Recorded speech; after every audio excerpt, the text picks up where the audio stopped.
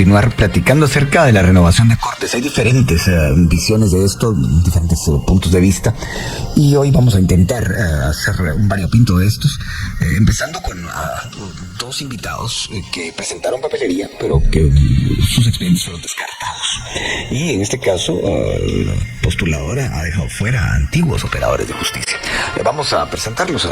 ¿Estamos listos con ambos? Pregunto, sí, y otros los podemos presentar. Así es, así que aquí están con nosotros la licenciada Patricia Gámez. Ella fue jueza de Zacatepeques e integró la nómina de candidatos al cargo de fiscal general en el año 2018. También está con nosotros el licenciado Jorge Luis Donado. Él fue procurador general de la Nación y también fiscal en el Ministerio Público. Vamos, gracias por estar acá. Licenciada Gámez, empecemos por su caso en particular. ¿Cómo tomó usted que la postuladora descartara su expediente? Buenos días. Buenos días, Luis Felipe y Beatriz. En realidad fueron dos cuestiones, una de forma y otra de fondo. Entiendo que las cuestiones de forma, debido a la premura y a errores de diversa naturaleza, pueden constituir, digamos, previos en los expedientes. Sin embargo, se lamenta que la Comisión de Postulación no tenga criterio y acuda a la arbitrariedad, en el sentido de que algunos errores se dejan pasar y otros no se dejan pasar. Es decir, si hay oportunidad de subsanar, tiene que haber oportunidad de subsanar para todos los postulantes, a efecto de que, pues, por cuestiones de forma no queden fuera los perfiles, ¿verdad? Y yéndonos entonces al análisis de fondo. En el caso del Corte Suprema de Justicia, se descartó mi postulación argumentando que no acredité tener 10 años de ejercicio profesional y no haber tenido un periodo como magistrada de Corte o haber tenido un periodo completo como magistrada de Corte de Apelaciones. Este criterio, además de ir en contra de los supuestos normativos actuales, constituye un grave vicio al sistema de elección de Corte Suprema de Justicia, por cuanto la Constitución Política de la República de Guatemala diseña la estructuración de la Corte Suprema por diversos ejercicios profesionales, es decir, jueces, magistrados, dice, y abogados. Es decir, que el espíritu normativo es hacer una integración de Corte Suprema de Justicia debidamente nutrida y oxigenada con diferentes perfiles para generar un equilibrio funcional en la integración de la Corte Suprema de Justicia. Se lamenta también que este criterio pueda ser aplicado a jueces con carrera judicial, porque el espíritu de la ley de la carrera judicial es precisamente hacer una institucionalidad fuerte en la integración del sistema de justicia, de administración de justicia, precisamente por la formación jurídica y profesional que tiene una persona que ha hecho el ejercicio profesional de la judicatura en su expertise. Esa sería la situación. Licenciado Donado, la misma pregunta para usted. ¿Cómo tomó que se rechazara su expediente? Buenos días. Buenos días. Buenos días a todos. Qué gusto saludar especialmente a la licenciada Patricia Gámez, que ya tenía rato de no saber de ella, pero es un gusto para mí, como lo sabe. El motivo del rechazo de mi expediente fue por un tema puramente de forma, puesto que hizo falta un requisito no esencial que para nada impactaba el documento que estaba presentando, que era una declaración jurada y básicamente era el sello del notario. Lo justificamos tanto de manera doctrinaria como de manera legal, incluso se hizo valer algún tipo de jurisprudencia ya emanada de la Corte de Constitucionalidad en algún caso anterior. Sin embargo, fue rechazado. En efecto, tal y como refiere la licenciada Patricia Gámez, lo lamentable en este tipo de resoluciones es la arbitrariedad con que se actúa por parte de la comisión. O sea, todo esto, este tipo de resoluciones, tanto como el que le afecta a ella, como en su momento me ha afectado a mí, pues es susceptible en algún momento de ser impugnada, y yo no tendría la menor duda de que sería una impugnación que tendría muchas probabilidades de éxito. Y eso es porque la comisión toma decisiones en su momento sin tomar en cuenta la repercusión que esta pueda tener. O sea, lo que a ellos les interesa es generar un filtro de manera inmediata, sin determinar patrones específicos o criterios específicos, y entonces se cae en la arbitrariedad y en la discrecionalidad, lo cual de alguna forma afecta a muchos postulantes. Ese fue el motivo por el cual quedé fuera. Como le digo, el problema fue no poner el sello del notario en esta declaración jurada. Sin embargo, el acta va firmada por el notario, va firmada por mi persona, y la ley no exige tampoco, de acuerdo al código de notariado, que el sello sea un requisito esencial para que ese documento cobre algún tipo de validez y en su momento no pueda ser declarado nulo en ningún caso, ¿verdad? Bueno, en este momento, ya después de que ustedes han planteado sus argumentos, adentrémonos en cómo están viendo el proceso como tal. Licenciada Gámez, le voy a preguntar, ¿usted cree que esto que les ha ocurrido a ustedes y que ustedes creen que no ha sido, o que fue una decisión arbitraria, como ustedes la han descrito, se debe a qué? ¿A que hay premura en el proceso? ¿A que hay algún tipo de discrecionalidad no controlada ahí adentro? ¿Cómo lo analizaría usted?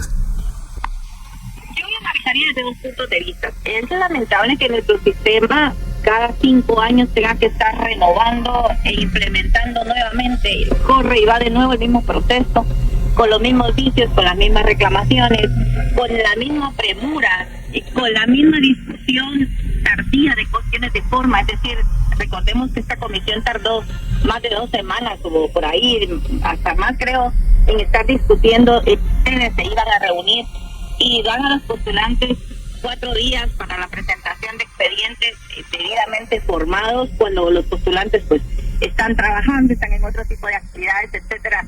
Tienen que concentrar gran tiempo de su trabajo en formar nuevamente expedientes de profesionales que ya están acreditados en el sistema de justicia. Es decir, hay cantidad de expedientes que ya son debidamente conocidos y por un error o por una cuestión quedan fuera. Bueno, eso, digamos, no perjudica tanto por el hecho de que quedan cantidad de expedientes todavía en infiltración de buenos profesionales, pero lo que se lamenta es que el sistema no tenga la capacidad de escoger entre esos perfiles que se presentan los que tengan más meritocracia. Es decir, el sistema no se caracteriza por premiar o privilegiar los méritos de las personas, sino únicamente se inclina por simpatías, amistades, conocidos. Es decir, sigue teniendo ese problema de fondo que tanto perjudica y que tanto da lugar a las falencias.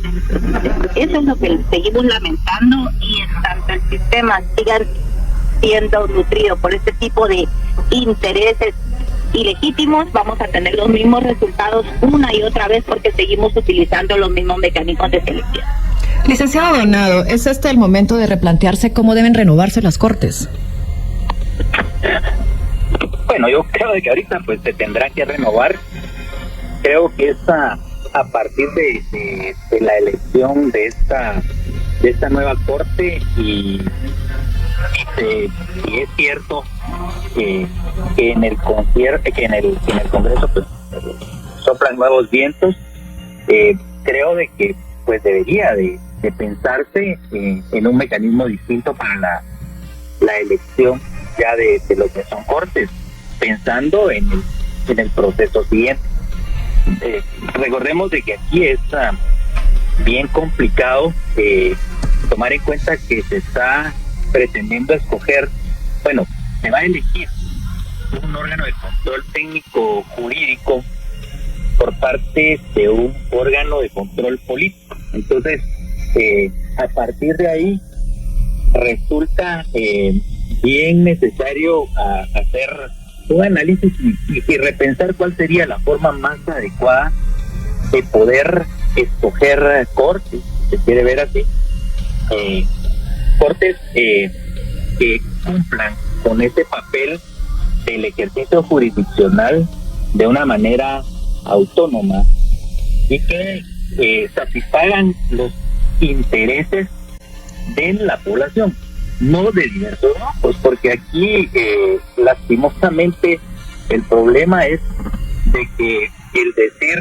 queremos que cada grupo levanta su bandera con relación a exigir objetividad, imparcialidad, autonomía de acuerdo al interés que le motive. Entonces, sí se tiene que replantear esto, pero bajo criterios técnicos que de verdad satisfagan hasta cierto punto, porque no hay sistemas perfectos. El ejercicio de la jurisdicción va a ser un ejercicio realmente que se base en lo que es la imparcialidad y la autonomía de los jueces, ¿verdad?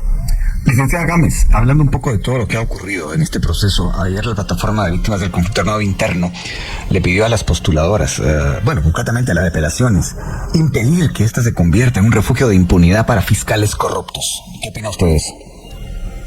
Definitivamente no es el espíritu de la conformación de cortes el hecho de buscar la ventaja del antejuicio como una aspiración para el ejercicio de la magistratura. El ejercicio de la magistratura es un apostolado y quien osa tenerlo debe tener las calidades de reconocida honorabilidad intachable, conducta, tener méritos definitivamente que son tan etéreos como deseables: integridad, imparcialidad, independencia, responsabilidad.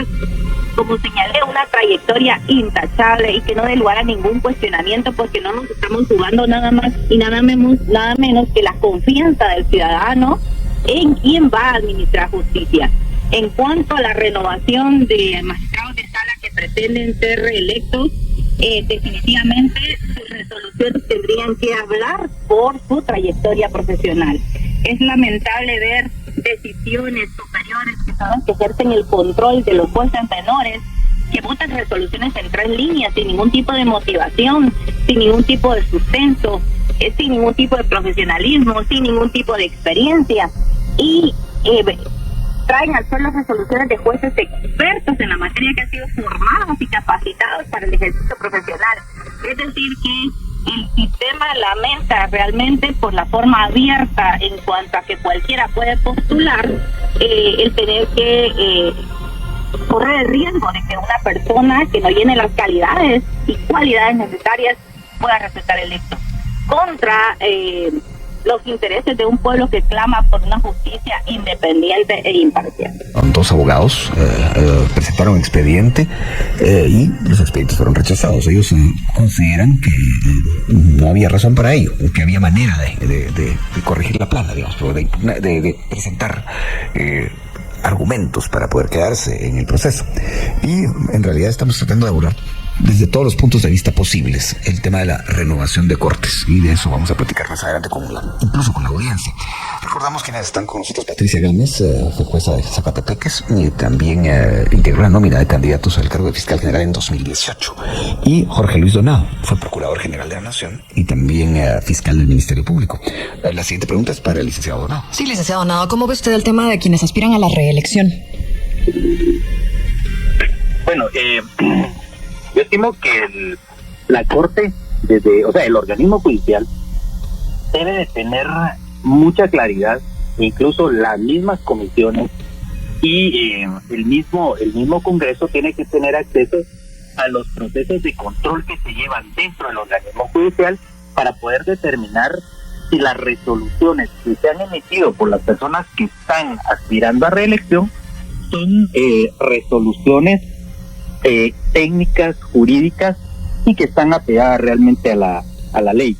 Creo que eso es muy importante, porque ese es un punto que ha incidido mucho en la debilitación que ha tenido el sistema de justicia por parte del organismo judicial. Resoluciones sin fundamento que de alguna forma han afectado procesos trascendentales, y tal vez y muchas veces son procesos que no salen a luz porque no tienen ese impacto mediático, pero que sí generan de alguna forma una percepción ante los abogados y ante las personas muy negativa por parte del organismo. Yo creo de que la inspección de tribunales o los organismos o el control que se tiene debe de ser muy considerado para poder pretender que quienes optan a la reelección pues puedan ser reelectos, ¿verdad? Creo que no es un corre-va de nuevo, sino que el antecedente es muy importante, porque las resoluciones pintan al juez. Bueno, para ir terminando ya, licenciada Gámez, quisiera preguntarle algo. En las postuladoras, evidentemente va a ir avanzando el tema de la revisión de expedientes y todo lo que ya sabemos que viene de aquí al 23 de septiembre. ¿Usted cree que en algún momento, si llegara a estar en votación, que quedara en la lista final, alguno de los personajes más polémicos de los que han llevado su papelería, ¿usted cree que va a haber de alguna manera un poco de vergüenza de algunos comisionados de votar por ellos o cree que no? Pues eso ya es una cuestión de valor personal, ¿verdad? Cada quien atiende a sus principios, a sus valores, a sus convicciones, y la independencia del postular, del integrante de la comisión de postulación es tan importante su responsabilidad, porque está brindándole a la sociedad las personas que se van a encargar de revisar las decisiones de los órganos judiciales de menor grado. Es decir, que la capacidad, el deber de control y demás, las calidades que esta persona debe llenar son enormes, de manera que no es una decisión a la ligera la que debe tomarse, no debe atenderse, por ejemplo, a las presiones que puedan ejercer órganos de control, que lo que menos tienen son de ser de control.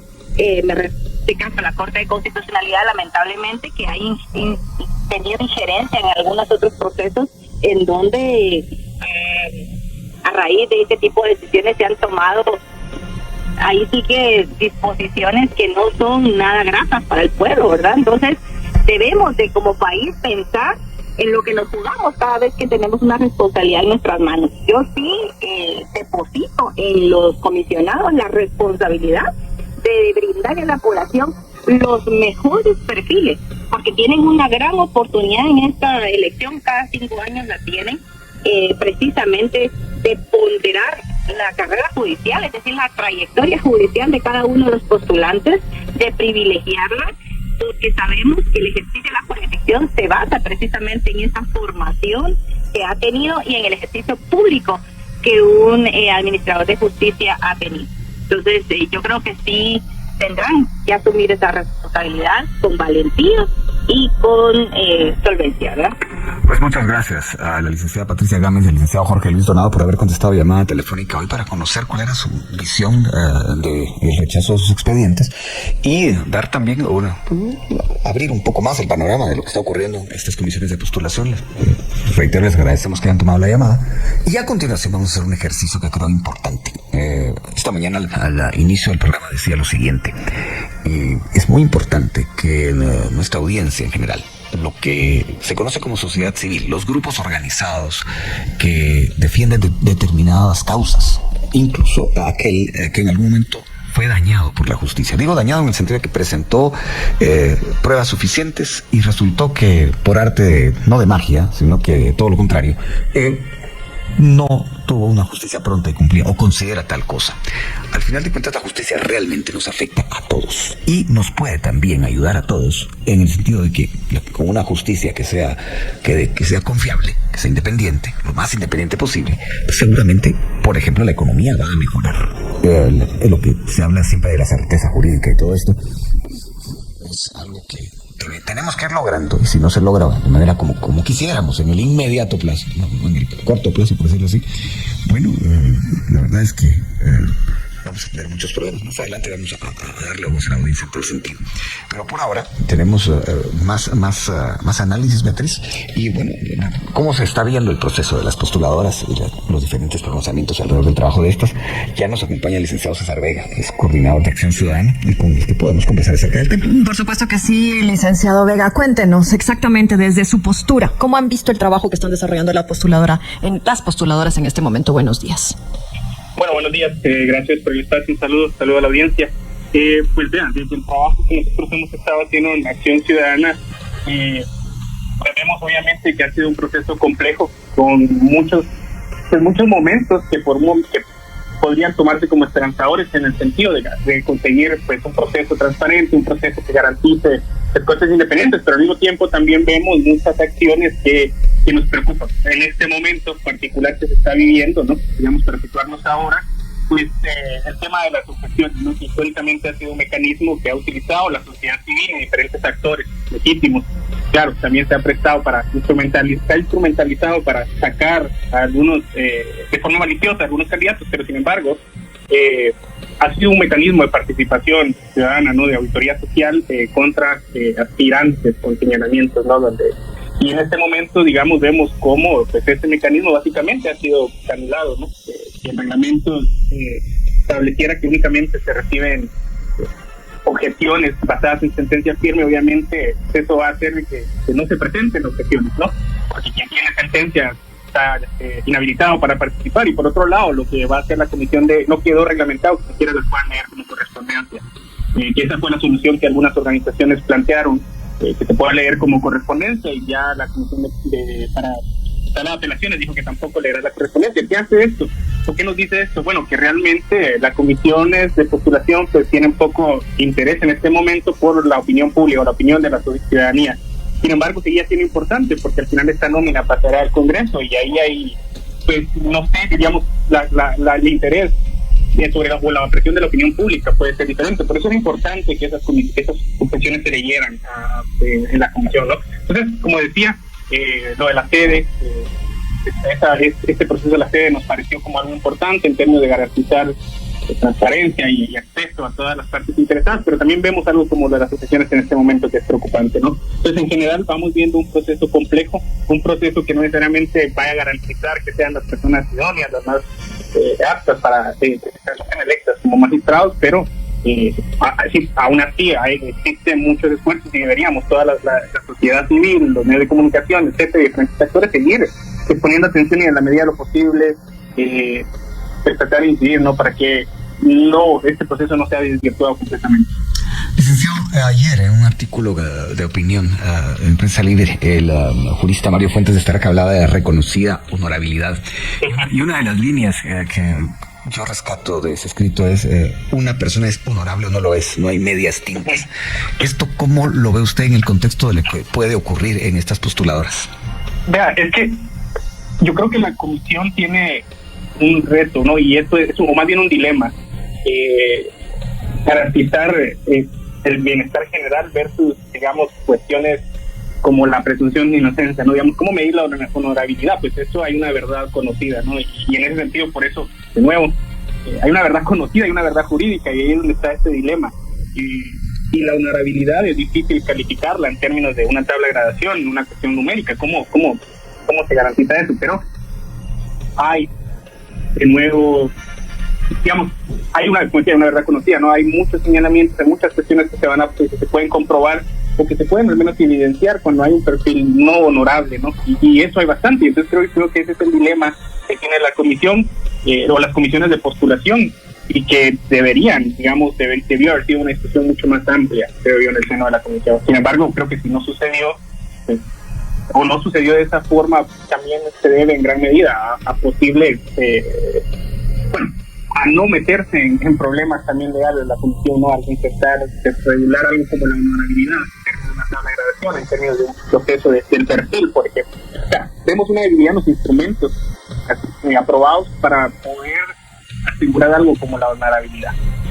Ahora bien, ¿cuán importante podrá llegar a ser la tabla de gradación ahora que pasamos ya a ese proceso?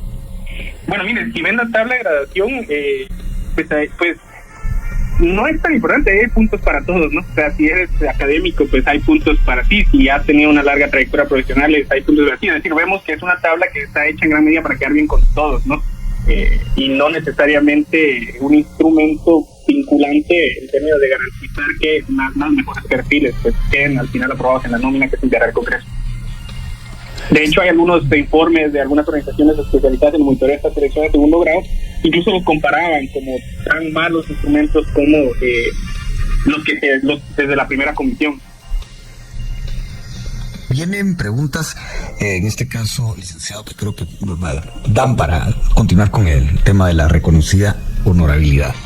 ¿Usted cree que en ese contexto que usted mencionaba de la verdad jurídica y la verdad conocida, habrá comisionados que igual voten por candidatos con repudio social, que les dé lo mismo, o cree que de alguna manera el hecho de que se esté cubriendo de manera directa, que vaya a esto pasarse seguramente en los medios, en tiempo real, pueda inhibirlos por vergüenza de levantar la mano cuando se mencionen ciertos nombres?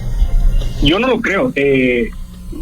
A ver, y de nuevo podremos referirnos un poco a actuaciones pasadas en este mismo proceso, ¿no? Por ejemplo, en torno a la discusión de la sede, los argumentos que se dieron entre algunos comisionados, como hay que dar espacio para los estudiantes, no sé, algunos argumentos que eran visiblemente, pues, casi, bueno, no tenían ninguna consistencia, ¿no? Que dan vergüenza decirlo, o a muchas personas les daría vergüenza plantear ese tipo de argumentos. Vemos que de todas formas se plantearon. Yo creo, bueno, y a partir del trabajo que nosotros hemos hecho de monitoreo, que no, la presión pública sobre la comisión no es un factor relevante. Muchos de estos comisionados, pues al final tienen mucho más presión por algunos operadores externos al proceso que hacia la opinión pública. Y no, respondiendo a la pregunta, no vemos que sea vinculante. Sin embargo, vuelvo a recuperar el tema de o lo que se perdió al no dejar que se den las instituciones. ¿Por qué esta presión pública, esta vergüenza, digamos, de poder votar por alguien con serios señalamientos conocidos, sí puede pesar en el Congreso? Y si esos señalamientos no se leen ahora en la comisión, se perderán en gran medida cuando esa nómina llegue al Congreso. Es decir, la presión social que en la comisión no puede tener impacto, creemos que no tendrá, y pues creemos que puede ser diferente en el Congreso, a quienes sí les importa un poco más a los diputados el tema de la presión y la reputación. Y bien, hasta acá el video de hoy. Recuerden que ustedes tienen la última opinión que pueden dejar acá abajo en la cajita de comentarios. Dicho esto, nos vemos hasta el siguiente video. Adiós.